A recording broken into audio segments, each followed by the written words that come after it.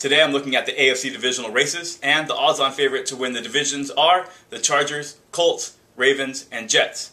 Now I know not everybody out there is gambling, but I like to look at the odds anyways because while they are there for gamblers to bet on, they're also a pretty good representation of what everybody believes.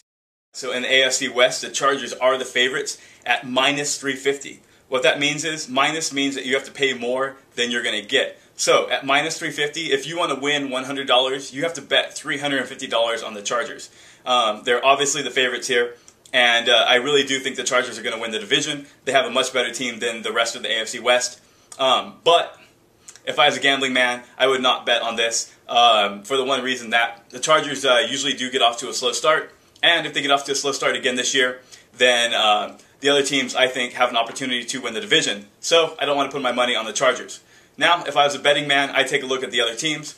We have the Broncos, who are 6-1 dogs, which means essentially if you bet $100, you'll win $600 on the Broncos. Last year, they nearly won the West, and they have their core players returning this year. And I think that while I don't expect them to win the division, I think they're going to be a pretty good team, and they have just as good a chance as anybody else. But if I was a betting man, I would probably put my money on the Raiders. They are 8-1 dogs, and I think the Raiders are going to be very much improved from last year. If the Raiders can take 2 games from the Chargers, they have a great opportunity to win the division, and I don't think that's unlikely at all. Now, I know the Raiders have a lot of issues and a lot of problems, and I'm not expecting them to win the division. All I'm saying is, at 8-1, I really like their odds. In the East, the Jets are the favorites, but just by a small margin. The Patriots right behind them. They both come in at about plus 125, which essentially means that you bet 100, you win 125. That's almost even money. But I think this division is going to be very competitive, and if I was a betting man, I probably wouldn't bet on any of them.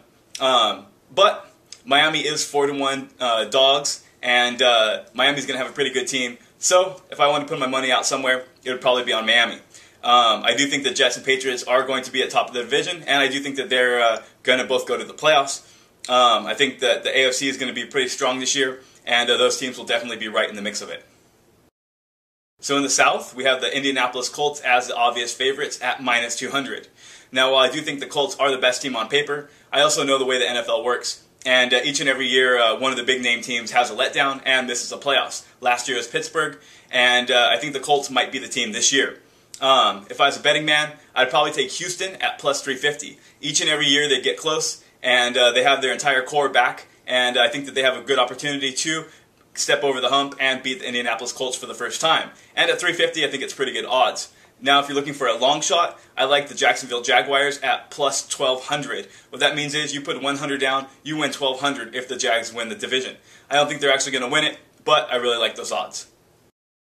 The AFC North is my favorite division this year, and I think that one of these teams will make it to the AFC Championship game. The problem is, I don't know which team. There's 3 really strong teams in the Bengals, Ravens, and Steelers this year, and all 3 teams could win 12 games, I believe.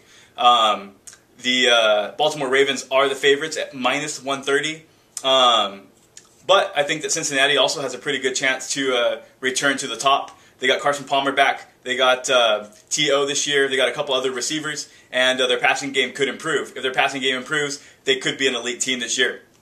And on the same token, we got the Pittsburgh Steelers. Year in and year out, they're a top team. I know that Big Ben is out for the first few games, but once he returns, as long as Steelers haven't dug themselves too big of a hole, I think the Steelers have a great opportunity to win it. And if I'm a betting man, I take the Steelers at plus 275.